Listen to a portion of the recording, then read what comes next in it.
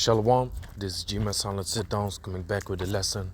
First off and foremost, I want to give all praises, glory, and the highest honor to Yahweh Shabath Kakadash. The bonds to the elder apostle of Great Millstone. Peace and salutations to the elect out there that's spreading this word of sincerity and the truth all over the four corners of the earth. Gone. So here, Sabbath kicked in already. Okay, sundown, now it's 11:30 at night or evening, whatever, and sundown is like 10 past 10 or 5 past 10 over here in Rotterdam, Holland, also known as the Netherlands. And I just want to briefly go over this topic, especially for younger brothers and brothers there that are longer in this truth. They can relate to it. That it's always the same thing, man. The moment the Sabbath kicks in, shit starts popping up, shit starts happening, people start to argue with you. It's always something, man. You know, you receive a message that's bullshit. Something to get you out of the spirit, you know. And that's always the thing with this truth, because we know it's a constant battle, right? I did many videos on that. Brothers did many videos on that. It's a constant battle, man. You constantly have to push yourself because Satan is busy all the time. You know, so when the Sabbath comes in, brothers, try to put their frame of thought in the right place, not even being busy with maybe lustful things or sexual things. So what will Satan do? You go to your job, females start flirting with you or whatever, especially your type, stuff like that. That's the bullshit that be happening often, man. That's what's happening very often, very frequent. And that's just one example, you know what I'm saying? There are many more other examples. So scripturally, I want to touch on it, just bring my point across. It's not going to be too long of a lesson. But this scripture came in mind, which is Matthew chapter 13, verse 19. When anyone heareth the word of the kingdom and understandeth it not, then cometh the wicked one and catcheth away that which was sown in his heart. This is he which receiveth seed by the wayside. So this scripture is talking about when someone wants to hear this truth, but he needs further explanation. He needs to, basically focus on what is being said in order to receive the understanding of the scriptures. Okay, what happens is Satan comes. Now Satan comes in many forms. Okay, this person is listening to the explanation, the teachings.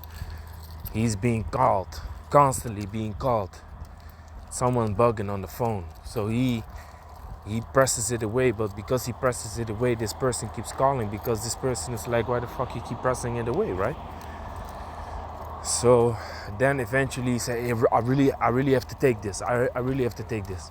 Then he gets into a conversation with whoever is on the phone, and his attention is gone from the truth, and he's being taken away, and that is him that received seed by the wayside. He's being taken away by the bird, okay, which is being explained in a parabolic way. Let me see over here.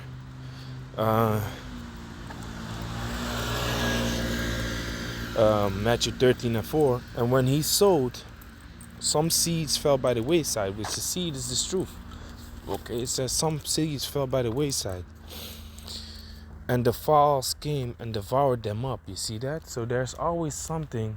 Satan sends something, somebody makes something happen that this person is being distracted from listening to this truth. Now, my point being, with this is the breakdown of the scripture, but I'm gonna link it with something that often happens on the Shabath.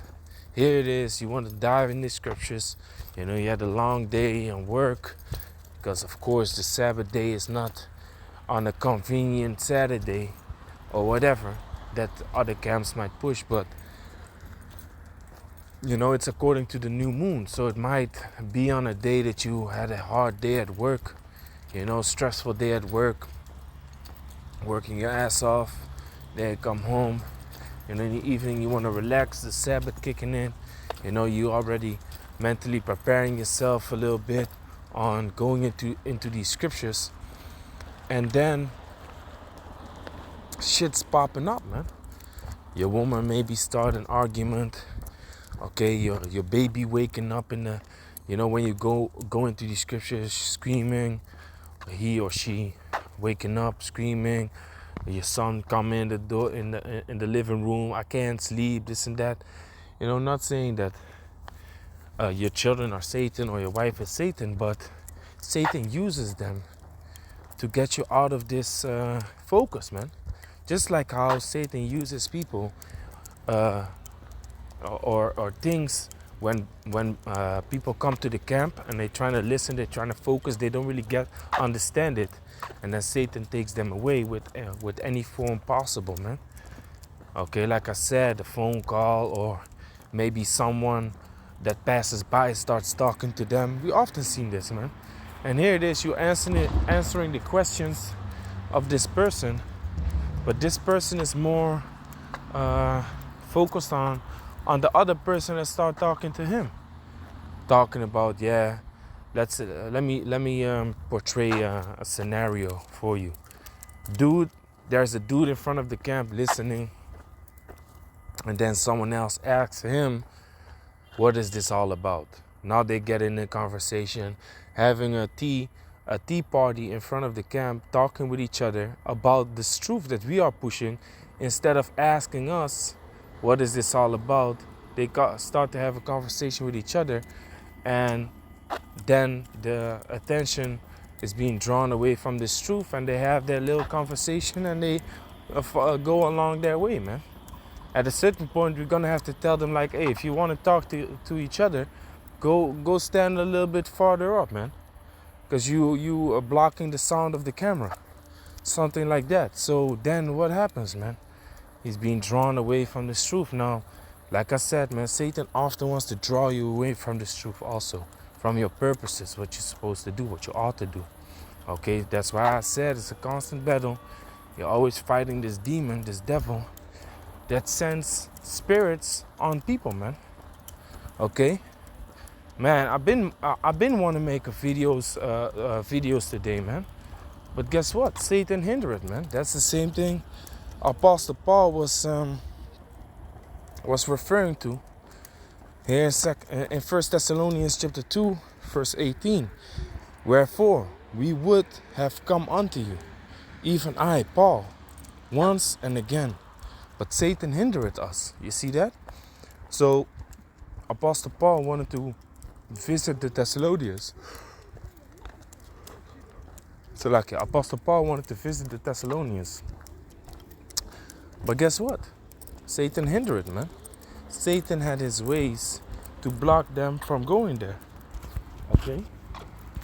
To block them from visiting these brothers, man. And the thing is, the longer you're in this truth, the more annoying that thing becomes, man. Because here it is, you want to do good, you know how to do good. Because in the beginning, of course, when you just came into this truth, you don't know really what you should do and how you should do it. But then after a few years, you know what to do, man. You know what you should do. You know how to step your game up. You know the study rhythm and pattern that you create for yourself. You already know how you move and how you're supposed to roll, man. And you know that if you don't go in the scriptures every day, it starts to feel heavy on you and stuff like that. So you know how to get back into the right rhythm, man. But guess what? Satan don't want you to get back in the right rhythm. He keeps jacking you up. And like I said, man, Sabbath day, man, a day that you just want to let go of all the bullshit, because really scriptures say that you shouldn't carry no burden on the Sabbath, man. Okay, no physical burdens, because a burden is really a weight. But to have to carry burdens is also Spiritually, man, you carry burdens. You know what I'm saying? Spiritually, you carry burdens, man, which means the stress that you might go through, man. Okay? So Satan hinder it. We know that. We have to understand that. Constantly observe that. That you grab the scriptures. Man, I've been through it, man. Here it is. I open my Bible, want to read scriptures. Wife finna start how you say that? Wife finna start a discussion, man. Yeah, why did this happen? Why did this? What? Hey, yo. First and foremost, you see I'm reading, you see I'm busy. And then, why now? And then sometimes she'd be like, yeah, of course, I understand why now. Because here it is, trying to be spiritual and going through these scriptures, and you start bugging. Okay, this is just the spirit, man. This is just that the demon that is jumping on her. Satan, hinder it, man. Satan wants to draw you away from the truth. Satan wants to draw you away from the scriptures in any form as possible. You know, that's why apostles often say, man, it's better not to live with your woman. Okay, Satan is gonna jump upon the person closest to you. That's really what it is, man. He's gonna check for the quickest access, so to speak. What is an easy? How do I get quick access to this guy? You know, to get him out of the spirit. And that's how we have to battle him, man. We have to fight him. James 4:7. Submit yourselves therefore to the Most High. Resist the devil, and he will flee from you. You see that? Constantly, we gotta constantly resist this demon, man. This devil. Okay? So it's a battle. We know it's a battle, man. And like I said, man, Satan might use people, but he might also use yourself, man. Okay, here it is. You're all alone by yourself. Finna read these scriptures. You read half a chapter. You fall asleep. Okay? You fall asleep, man. He make you tired, or all of a sudden you get a headache, whatever, man. It's always something, man. It's always something. But you know where the problem solving starts? By realizing that something is that there's a problem. Okay? Realizing that there's a problem is the beginning of solving the problem. Okay, now the beginning of fighting Satan is realizing Satan is there, man. If you realize Satan is there, if you realize Satan is having his acting upon you or upon the people around you, you know, okay, I have to resist this demon, man, because really it's happening right now. Okay, look for your own space, or try to close yourself off from the distractions, and keep that focus, man. That's very important. Keep that focus. Okay, because it's not gonna take long anymore, man. We almost out of here, man. A lot of shit be happening, and we also gotta constantly watch, man. Watch as well as pray, like the scripture says, that ye fall not into temptation. Because here it is, Satan might make you blind also to the fact of what's going on in this world at the moment, man. There's a lot of shit going on, man. But he might make you blind to it. He might not make you see. Okay? Thinking everything is all right, thinking everything is good. Meanwhile, shit is going down the drain, man. Okay? Keep your eyes open, man. So I know brothers have this experience. And how do I know? Because like the scripture says, that the prophets spoke oft with each other, man. Okay? The prophets spoke oftentimes with each other. And guess what? What did they speak about? All the things that they went through, man. They had brethren. They had communion. Okay? They had an assembly. Okay, they spoke about things that they went through. So that's very important that brothers in this truth, which are those same prophets coming back today, they speak with each other also, man. Because really, pursuant to the scriptures, we are what? Companions, man. Like it says here, let me see. What is that again? 32? This is Hebrews chapter 10, verse 32. but call to remembrance the former days, in which after ye were illuminated, ye endured a great fight of afflictions. So here it is. The moment you come into this truth, you're gonna have to endure, man. You're gonna have to go through all these afflictions. The word illuminated means to be enlightened.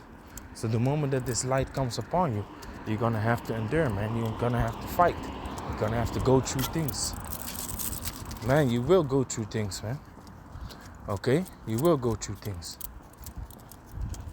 Best believe that, man. What does it say in Sirach chapter 2? When you come to serve the Lord, prepare your soul for temptation. You see? It will happen, man. So call to remembrance the former days in which, after ye were illuminated, ye endured a great fight of afflictions. Partly, whilst you were made a gazing stock, both by reproaches and afflictions, and partly, whilst ye became companions of them that were so used. So, while you're going through these things, other brothers are going through these same things, man. Just a different way, okay? The one might be carrying weight on his shoulders. The other one might be carrying weight on his head. The other one might be carrying weight on his legs, man. You see? All different forms and types, man. You understand? But everyone is still carrying weight. That's the point. Everyone is still going through things. Everyone is still catching hell. Constantly, man. Okay, so you got to be aware of that. And then when you communicate about it with each other, you know, it gives peace and rest unto each other, man. Because really this truth is a lonely path, man. This truth is a very lonely path. Sometimes it seems like you're doing it all by yourself. You see?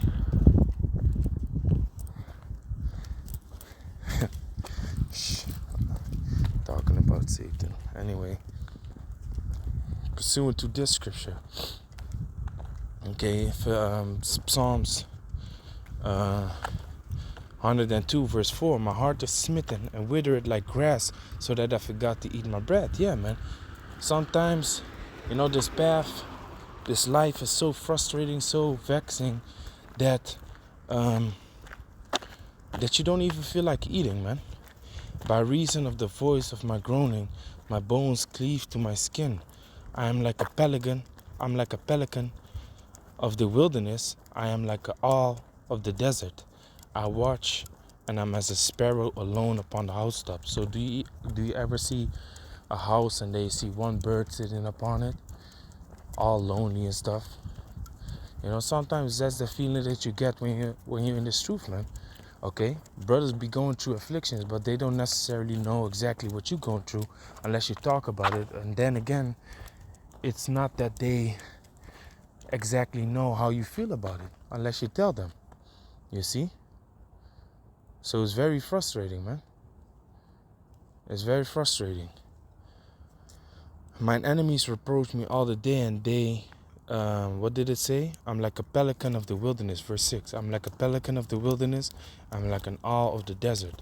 You see, you don't see no pelican in the wilderness. You don't see no owl in the desert. He's in the wrong spot. He's going to be lonely there because his race, his fellow pelicans ain't going to be in the wilderness. They by the seashore, you see.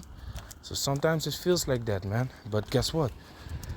They that endure until the end, the same shall be saved. So what does the word endure go into? It means to become hard.